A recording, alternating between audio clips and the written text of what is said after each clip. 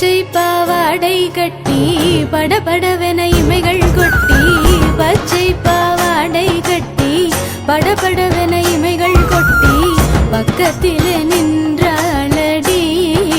கிளியே பக்கத்திலே நின்ற